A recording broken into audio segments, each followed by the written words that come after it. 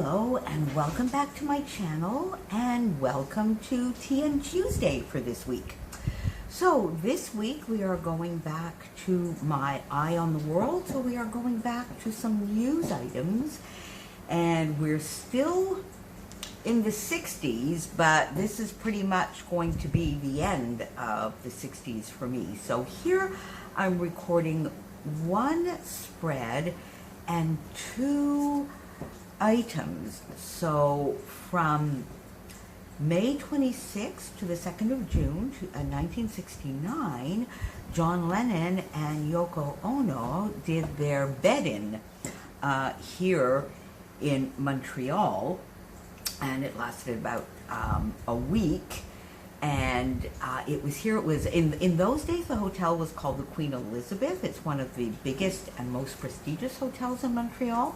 It's changed names now. I think it's part of the Fairmount chain, if I'm not mistaken. And they were here for almost a week. They actually had, I think, three or four suites. So it was maybe in one bed, but they certainly seemed to have a lot of room around them. But I think what I've taken away from that and what I recall the most was the fact that this bed-in was originally scheduled for Toronto, which is the largest city in Canada, and it's sort of the financial hub today.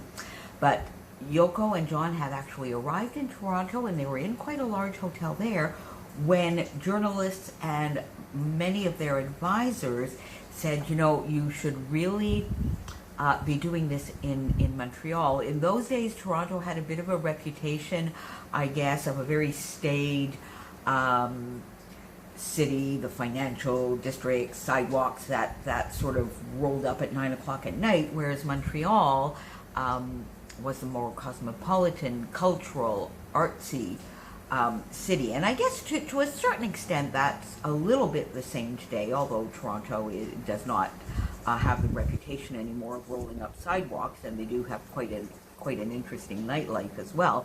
But it is a financial capital, whereas Montreal is maybe a little bit more the cosmopolitan, international feel, cultural capital, if I could say, of Canada. So they hopped on, so that same morning they hopped on a plane or on a train and wound up here in Montreal for that whole week. And I have to admit, I don't recall as much about this as I recall for sure the Ed Sullivan Show, which although was many years before, and maybe a few other items. I think what I took away from this the most was the song, Give Peace a Chance. And so for this spread, I use this, and I think this is a Vicky Boutin paper. So I used this A side of the paper, which is sort of a little bit of a watercolory, marbly kind of paper, which I felt went well with the subject. And this little part of that paper here is the B side of that paper. So I just lined the paper, matted my photo, used this little die cut that I think actually was in my December daily kit that I received from Christina back during December. This little Paige Evans chipboard piece. The 1969 is their alpha beans. And then I sort of finished it off here with just a few little enamel dots. So that is the first page that I did, and then I just carried this over into the next page where I use the same paper, but to give it a little bit of a break here, I use the B side and put a strip down here on the paper, and one little piece of washi.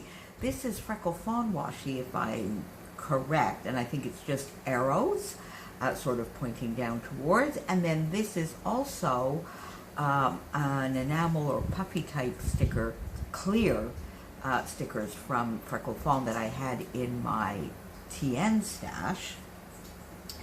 This die cut, it's a Chamel die cut. I think it's maybe Starshine. Is it Starshine?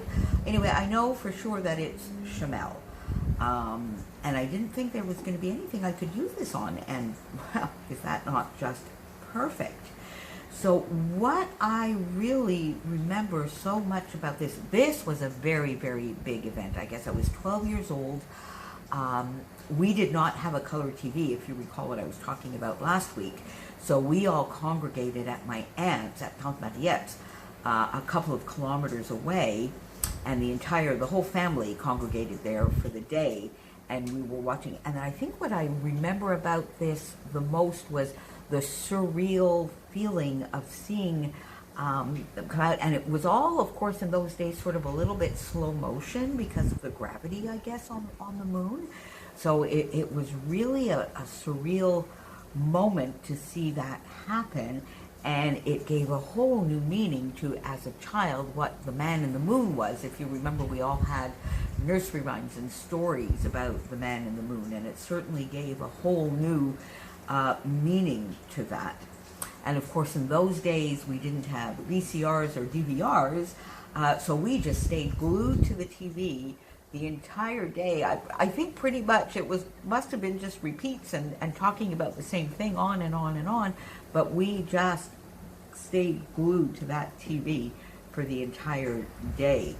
So here is an actual photo once the American flag had been put in the lunar soil.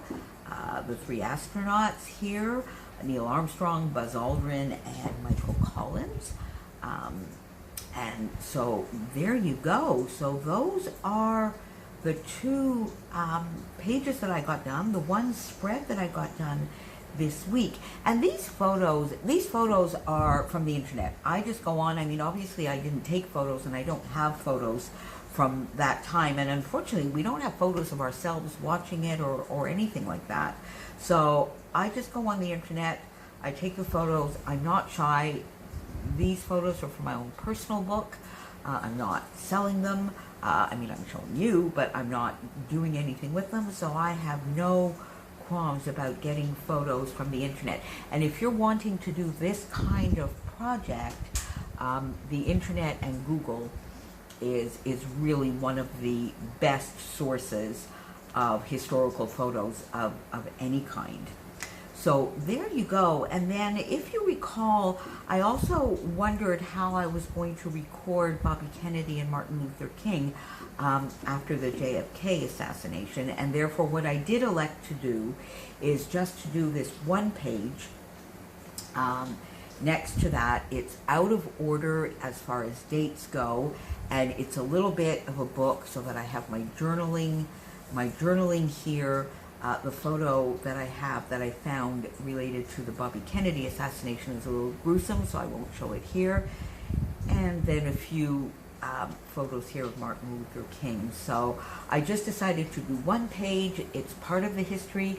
It's part of the things that I remember. Sad 60s. I used the same paper. This is the B side of the paper that I used on the other spread, and just 4 little strips really of the A side here, which I did in fishtail, and put two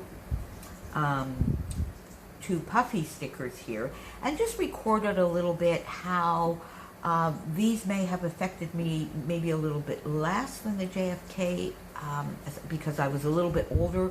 I understood maybe a little bit more that these were public figures, they were politicians, they weren't, it wasn't announced at school, and we didn't, they didn't close the school as they had done previously.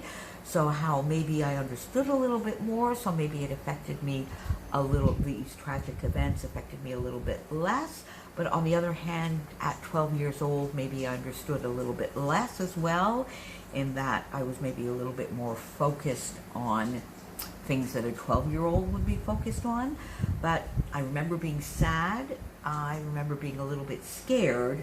That's probably what I remember the most. And I remember thinking, the 60s were kind of sad from that point of view. So it's in the book, it's recorded, and there you go. So that's what I got done this week. Chopin is saying hello. That's what I got done this week. So again, as I've mentioned before, if you're working on this type of project and you have a YouTube channel, link it below, or tag me on Facebook or on Instagram, wherever you would like to share. If you're part of the Mercy Tiara 27-day Facebook group, post it in there and tag me. I would love to see your types of projects.